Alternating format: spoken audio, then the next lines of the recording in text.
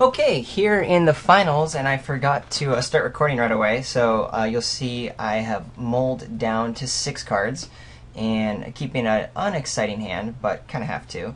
The first hand only had 2 swamps in it, so I really didn't have any options. Alright, my opponent's probably why I've been so lame-o here for the last few minutes, but anyway, we had, green and black, and we could cast our spells pretty reliably at that point, so had to hang on to it.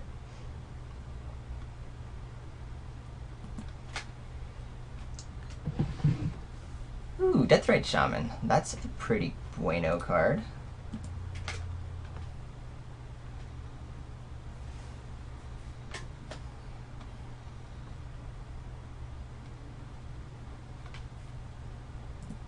So we don't really have anything here.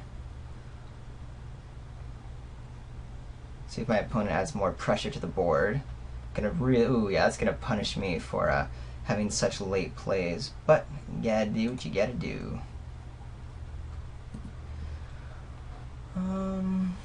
Yeah, we'll lead with Syndicate Enforcer because we're probably just gonna be trading off. I'd rather have the Moss Dog for reach later. Although I guess maybe there's an argument to play the Moss Dog first because a Scavenge will end up going down. But I anticipate with white, there's probably gonna be some amount of Sunspire Griffins or something coming around, because we didn't see those in any of the other decks. So I think I care about the reach a wee bit more. Ooh, Dreadmangler at long last. But for now, we just need defenses up.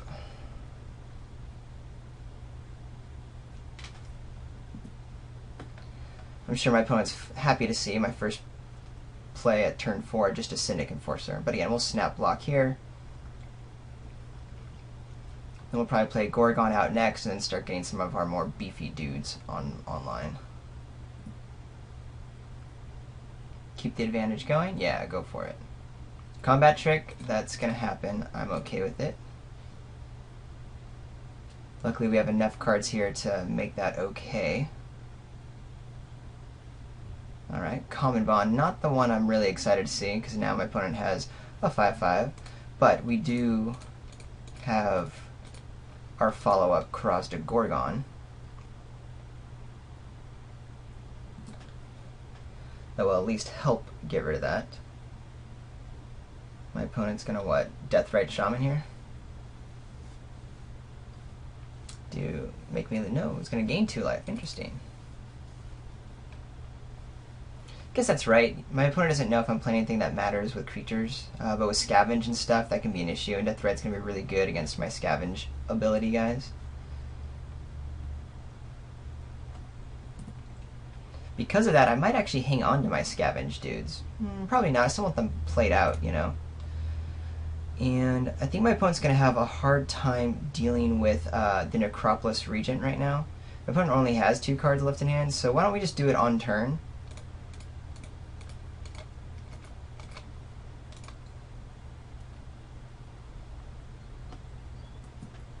We'll F6 through, and then see if the Regent gets us.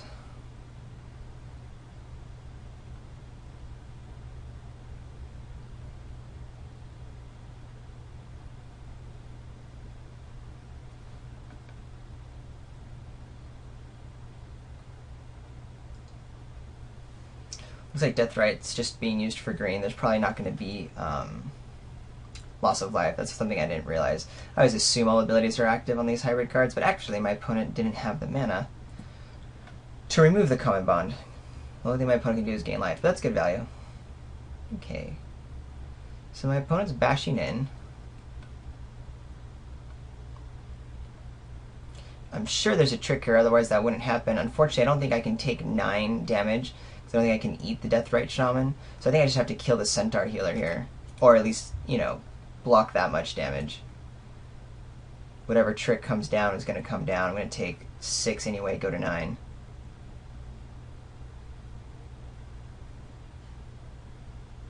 Ooh. There you go. With a Wrecking Ogre to finish it off. Okay. Now that I know that that's there, that's really important. But yeah, I think I still played around that correctly.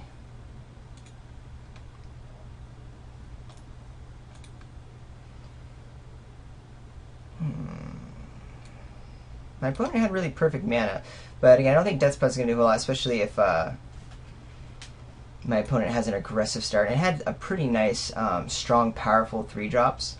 So we're going to do a little more traditional, get rid of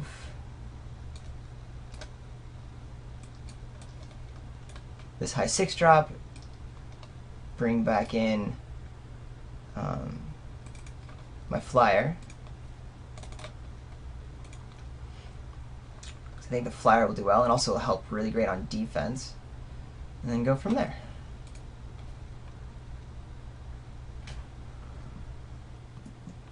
Alright, we'll definitely play first here. 1, 2, 3. Alright, yeah, we have a couple 2-drops. Our mana's up, and we're even going to ramp into Maze Behemoth, so no, we will not mold a 6. We will go ahead and play that gate out first, and then start thinking ahead. Do I want to just put some pressure on with the Guild Mage? Yeah, I probably do. Get that guy going first. Have it eat a removal spell, but still want to be offering the pressure up, because if we don't do anything the next few turns, then the Gate Creeper Vine will just be a Gate Creeper Vine anyway, and we'll be fine with that.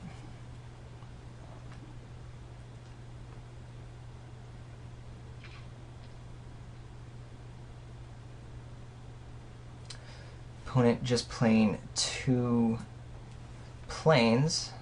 Very good for us, because there's really no flash combat tricks at that point. So we get our first 2 damage in, and then we'll go ahead and play Armored Transport in order to keep pressure going on an early start. Opponent gets another color out, and has, ooh, Boros Reckoner. That is a good card. Alright, what do we do against that? I remember it does. Boros Reckoner is dealt damage, does that much damage to target creature or player. So an inherent 2 for 1. Which means we can only attack in, I mean, we can attack it with both. Then we pump it once, whatever is blocked by it, and then it kills the other. And it also takes my turn. However, I don't really have a strong way of dealing with it any other way. So I think I just have to do that, because otherwise First Strike gets on board, and my opponent may not even choose to block if Boros Reckoner is going to be that important. But I assume it's just a block, Karazda Guildmage Snap, 2 for 1. But I mean, I just have to accept that that's going to happen. It's the only way my deck can deal with it. So that's a bummer. But hey, I get 2 points of damage in.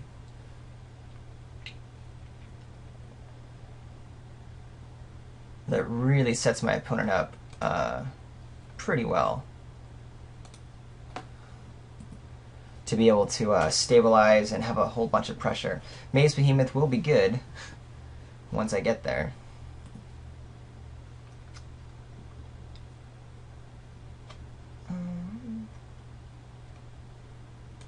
Play this guy out. We'll play Gate Creeper Vine. Yes, I will use the ability.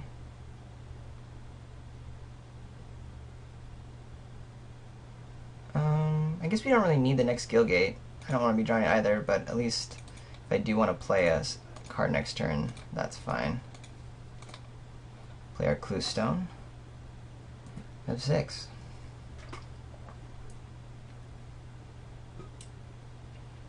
And then we'll see if this Maze Behemoth is going to be a strong enough play to start getting us a little bit ahead here. 2 points is A-okay.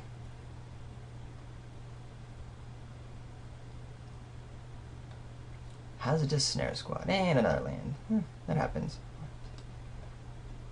6.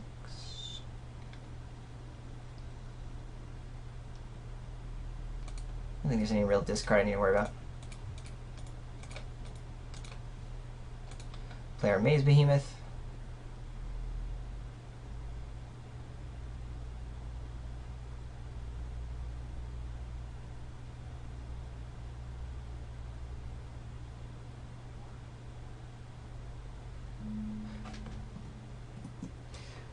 Alright, that guy comes down. And I'm not going to play the Wasteland Viper. I think I like it more as a combat trick at this point. Especially with a trampler, it's pretty cool.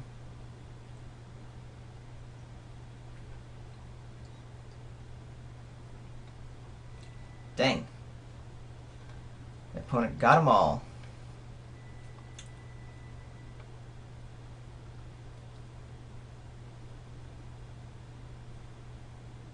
I always think that there's a certain amount of luck when you're able to have all, 2, 2, and 2 of a 3-color deck. I don't think it normally works out that way.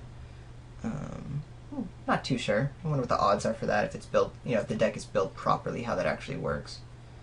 Alright, so my opponent wants to lay back here. I'm cool with that. 1, 2, 3. Does my opponent think that, my opponent could like a pump or something. But we're still just going to go ahead and draw an extra card. Prophetic Prism. I mean, we'll end up playing it, but I think we still attack in with our Maze Behemoth. Yes, there are plenty of pumps and stuff that work to kill the guy, but at least with the Viper, we can still do some deaths, So there's that. My opponent just jumping?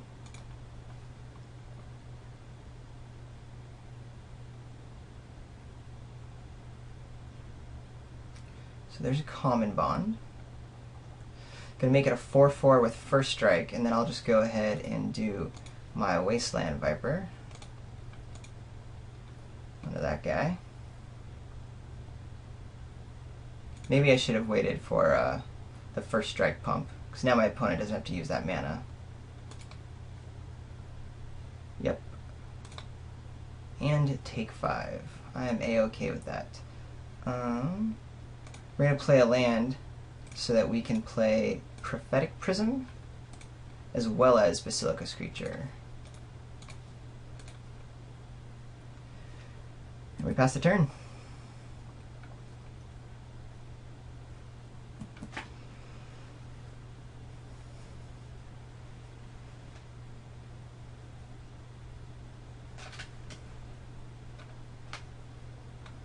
We might be able to start pinging away at my opponent with this flyer here. Having Giant Growth again is very helpful, as to where I'm not particularly worried about bashing in with both these guys. My opponent has a trick, and hopefully we're just going to get another good card out of hand, or my opponent can just go ahead and take a bunch, and then we'll pass the turn. My opponent's just looking to draw into some board stabilizing spell. Needs to handle this Maze Behemoth, which should be pretty hard considering my Giant Growth. The Avenging Arrow gets it, can't do anything about that. But Giant Growth onto the Basilica Screecher or something should get us there. And my opponent couldn't draw out of it, so there you have it. And we were just going to start flooding, so thank goodness we got it then, and not later. Alright, anything else I want to change? I still like keeping Guardian on board. I don't think we have time for Death's Presence. Snapjaw, Naturalized Fighterverse, don't care about those. Yep, running it back the same way. Okay, we're now on the draw with a somewhat scary hand. I kind of want to mull this down because we don't have a green source, but I mean we do with the Clue Stone. But we do have a turn 2, 3, and 4 play, so unfortunately I'm not going to take the risk of going down to 6 and then having that worse and then going down to 5 after that, because that would just be horrid. And hey, look, we even got our forest online. Because of that, we're going to go a little aggressive here and play the Wasteland Viper. Maybe get a point or 2 damage in, or just have it trade up and not use it as a combat trick. There you are. And there's that guy. We'll attack in with our Viper.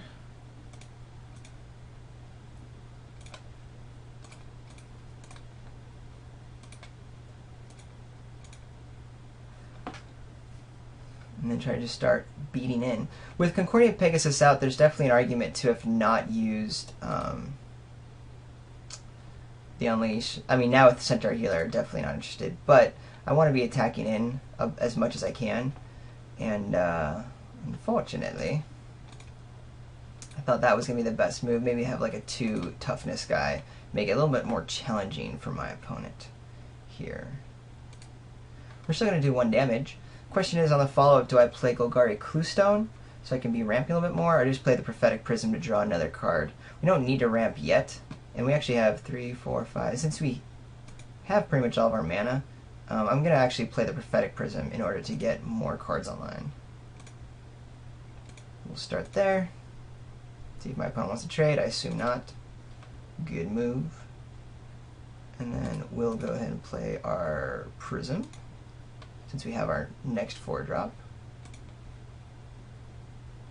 Ooh, that's nice.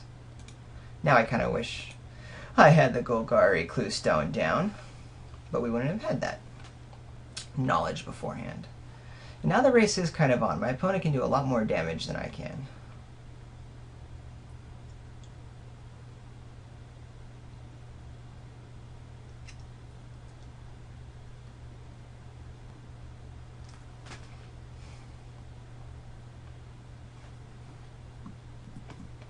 Alright. Opponent should just bash in here. Yep. Does 4 to me. Boom.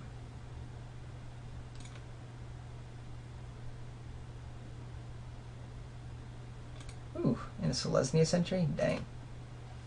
Okay. We're just going to play the Moss Dog here. We'll attack in with the Grim Roustabout. My opponent will just go ahead and, I presume, just take it. Right? Yep.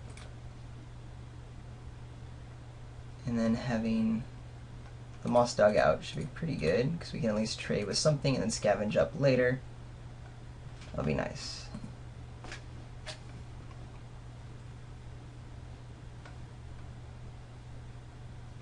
We have some good defenders now, willing to make some trades. You know, my opponent has more cards in hand. I do have a nice Gorgon to come out, and I just want to clean up the board because my opponent's a little bit ahead in every way possible. Alright.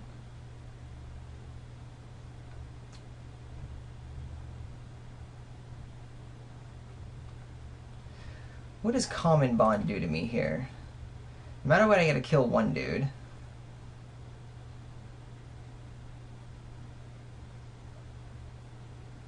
I mean, I can only presume my opponent has Common Bond, and if that's the case,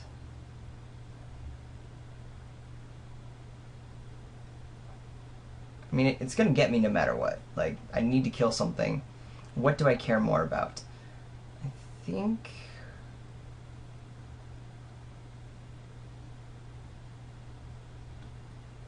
this makes my opponent put both... I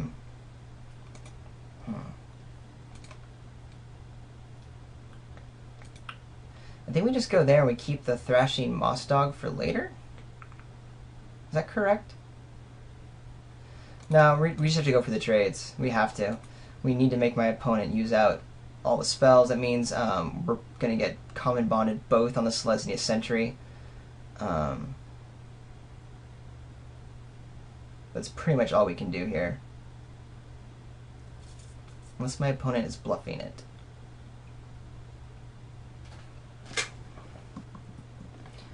Common Bond. So I think that was a pivotal decision for me if I really wanted to waste the Moss Dog trading with a Common Bond. Otherwise, I was taking 4 and my opponent may not have played it and saved it for later. But I think I needed to do that.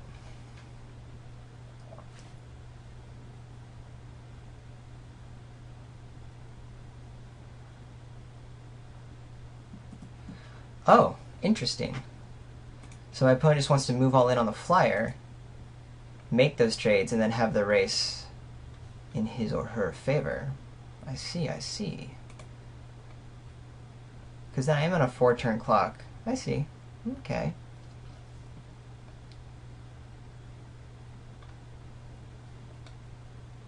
I think we're just going to go ahead and start with 1, 2, 3. Yeah, we're going to get the Gorgon out first. Try to progress the board out and stabilize soon enough. We do have flyers to deal with the Pegasus later on, so when we get there. So there's that.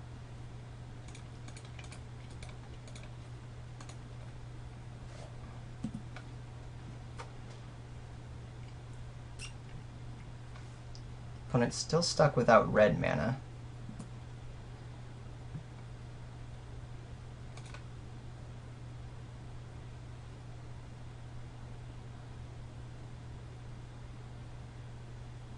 Oh, that's what I need.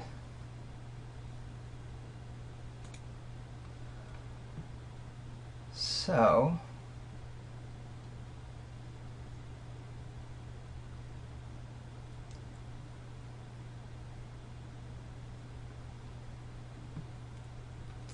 if we put, make this guy a 5/5. I think it's our only hope right now.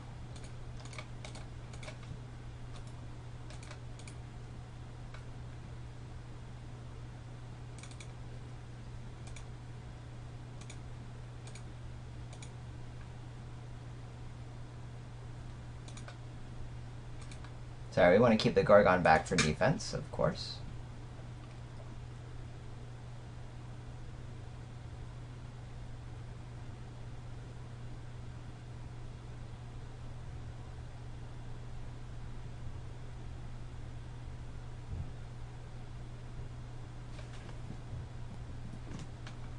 Okay. And then we pass the turn.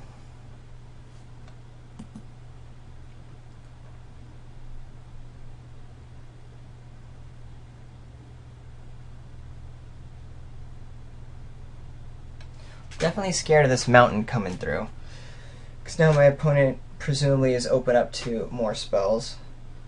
Wrecking Ogre will get me no matter what next turn if there's a mountain coming down. I think Launch Party is my only real out, and that's why I don't have a lot of sweet ways to interact. And now that my opponent has been able to get ahead on board, yeah, that's just not going to cut it.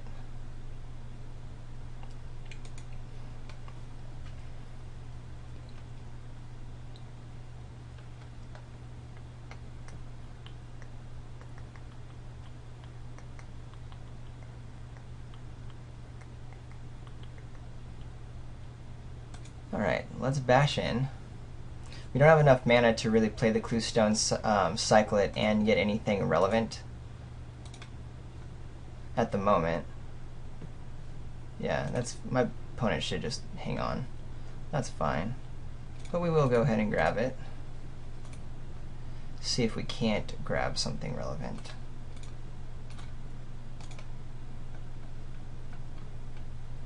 Hey, there's Launch Party. So if I can stay alive for one more turn, might just be able to pull out of this. Let's see what the opponent does. So assuming my opponent has nothing, and I can't imagine that being the case. But we have to block the Thracian Moss Dog.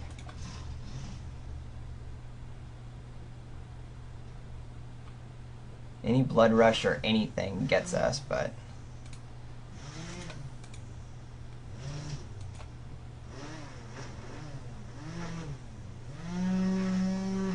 we can -1/-1 something here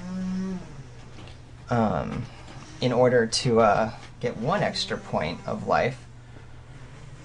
Yeah, so that's 5, 6, 7, 8, right? Remove a +1/+1 counter. 5, 6, 7, 8. Still does 7. There's that. Pretty sure it's GG. Yeah, GG's. GG's. 8, 9, 10. Boom. Well, that's really fun into the finals. Kind of nail biting there. I wonder had I been able to survive that attack. I don't think my opponent would have attacked all in. Had I been able to survive that attack, having the Launch Party up and maybe like Giant Growth and this Dreg Mangler or something. 3, 4, 5, 6, 7, 8. 1, 2, 3. I would have been able to actually cast all of them. Might have been able to get there. But, of course, one turn is a big turn, and we didn't get there. Thanks for watching. I'm Ryan from Mana Bluff. Comment, subscribe, like on YouTube, or if you want me to respond, make sure you leave comments on manabluff.com. Also, hit me up on Twitter. I'm __RJH__. See you next week. Adios.